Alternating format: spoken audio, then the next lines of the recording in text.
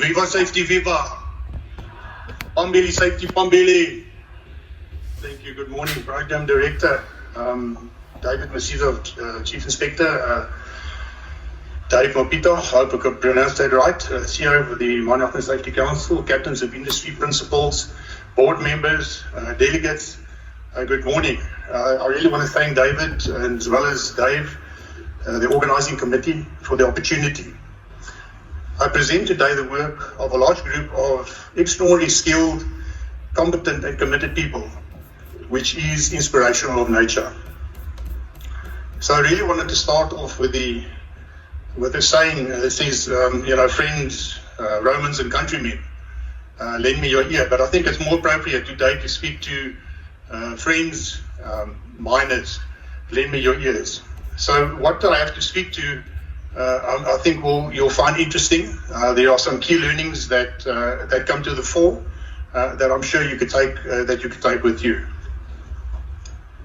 Now, there's a miner's credo. I don't know if you've heard it. It says, if you cannot grow it, you have to mine it. I think that's why we're all here today. But if this summit does not translate to something worthwhile for those people that are at the front, the miners at the front toil every day, if it doesn't enhance the experience, it would all be of little value. So just the contents of today, I'm going to speak sort of generally for the industry, and there's two key messages in terms of modernization as well as optimization as well as flexibility. So those are sort of the key themes. We're then going to the risk differentiator and then follow through to what good looks like. Hopefully you'll all agree with that. So at our mine, South Deep, we really want to drive two major issues, and that is the optimization of the investment in creating safety flexibility.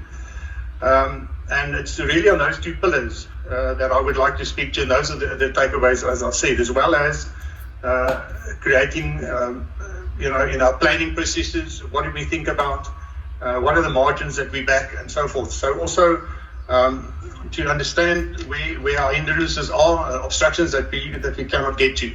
I think any good leader needs to speak to his people, and that's what we try and do, and with some success. So first of all, so where is South Deep? South Deep is about 60 kilometers south of Johannesburg.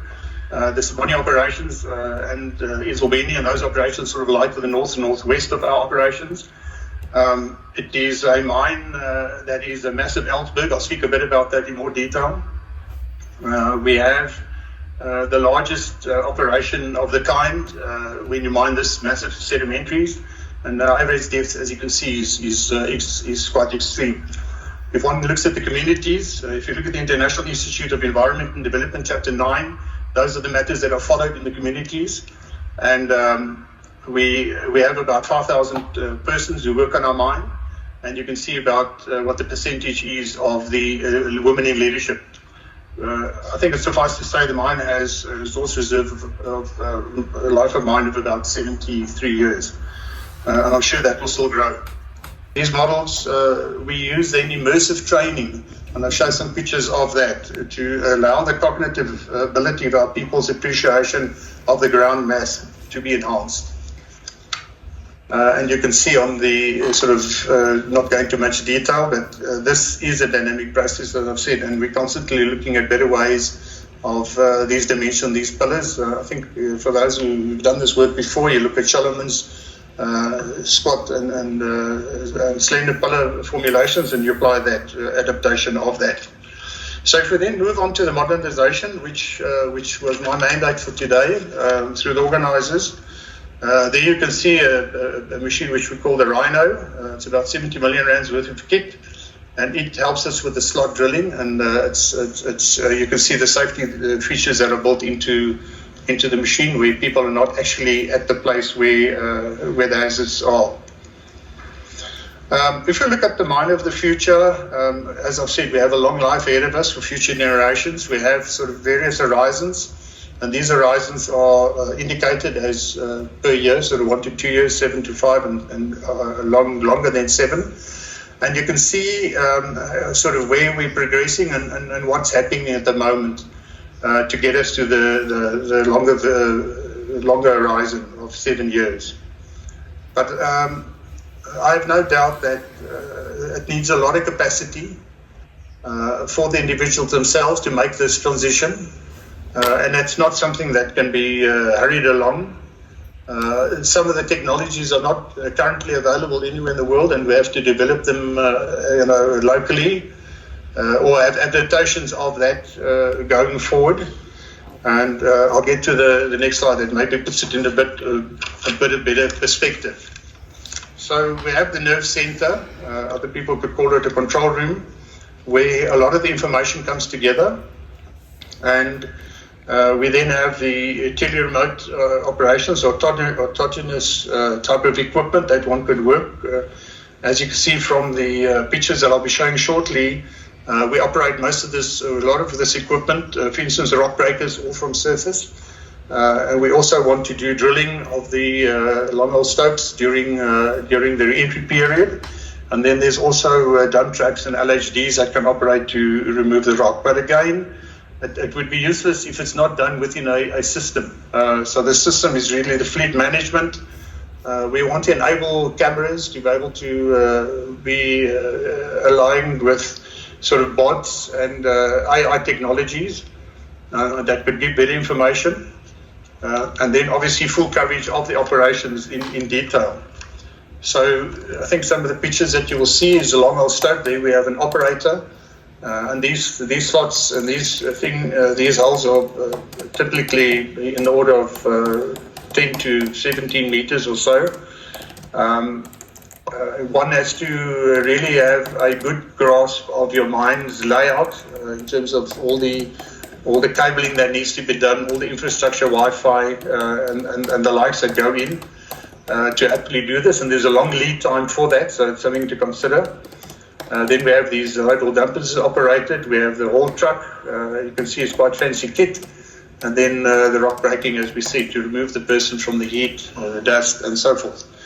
So it's still a journey, and the mine is developing it as we go along. I think also in terms of our fleet management, as I said, you need this network, which has to be built in with a lot of redundancy to ensure that that can happen. And then you would go into basically your mine visualization. So where are the trucks? Where's people at that specific time? Visualize, your tasks, what tasks have to happen, and the fleet, where the fleet is at the moment, and traveling and so forth. And therefore, you have the bottom, the top layer where the business planning is happening. It's sort of the enterprise portion of the mine. And the layers down to ultimately where you have smart sensors. Now, there's huge opportunity for us to still develop this. If one would look on a shaft, for instance, to have redundancy and to have various switches actually notifying when there's something that's not right or it's outside its safe operating zone. I think there's huge efforts. We live in a zone, we live in a world where there's chat GPT, Copilot, Bling, name it up, and these bots can data mine information. So why aren't we using it properly to see the whole picture? And I'm sure that great progress will come along in the next few years.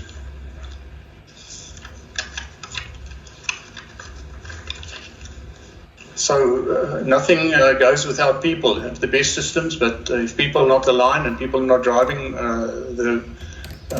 driving it, you need a proper training. And gone are the days where you sit in a classroom and you have some checklist that you work through or some mundane thing. You have to have now a proper machinery that train people, that it's all done on a proper basis, that you actually feel and experience what it's like to have this operation in real time. And it's something that great advances have been made on at South Deep for the various equipment that we do use. So immersive training, I think, has just gone another level. And as we are able to enhance more AI capability, the better that becomes. Even when it comes to other issues, as for instance, risk observations, unstable ground conditions, having to move through a stope, particularly where there's all sorts of hazards.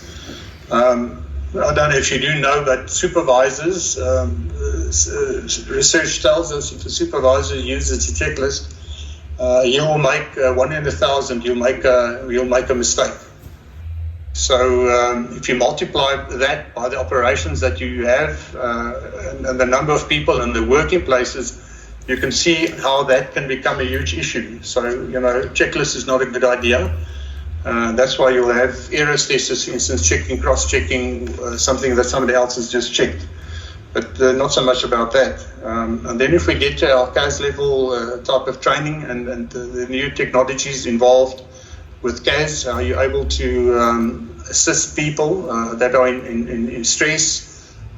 So there's a huge change as far as that is concerned. These personal cap lamps that one has, and the ability to send a message to the individual or the individual to send a message to a nerve center.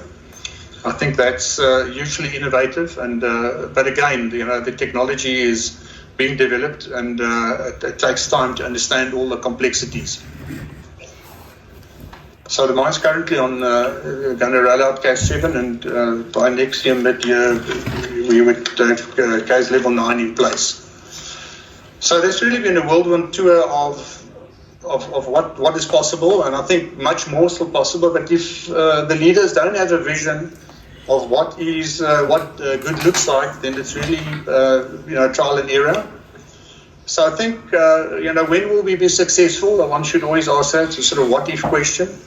And it's first of all, do we have a clear strategy and alignment? And that alignment is not easy. I mean, some questions are asked about, reporting near misses and the like. It's not easy to get that done. I mean, to work with the safe psychological safety, it is complex of nature. And then really to have data-driven decisions. I think more things have been wrecked because of indecision rather than poor decision making. But it's really based on what type of data do you have. So if you don't have proper telemetry that's monitoring at 1 million times a second, I'm just naming that as an example. I mean, in your car you'll have a red light flashing, but somehow in some of operations we don't have that type of granularity to say when something is going wrong. So I think a lot of effort has to go into what data is done, how important is the data, and how does it interact or interface with other type of equipment and decisions that have to be made. I think also continuous improvement in culture. I think a lot has been spoken about that today already. But really looking to the day-to-day and long-term opportunities to be sustained. And that we call it optimization in a sense. Then closing the full potential. I mean, do we really realize what the full potentials are? And how do we wrap our minds around that? And then the outcome would be a safe, reliable, and cost-effective mine that is there for future generations. And I think that is a huge ask, and it demands a lot of attention and a keen sense of responsibility to achieve that. I think I'm prepared to take questions. Big round of applause, Mr. Jacques Erasmus.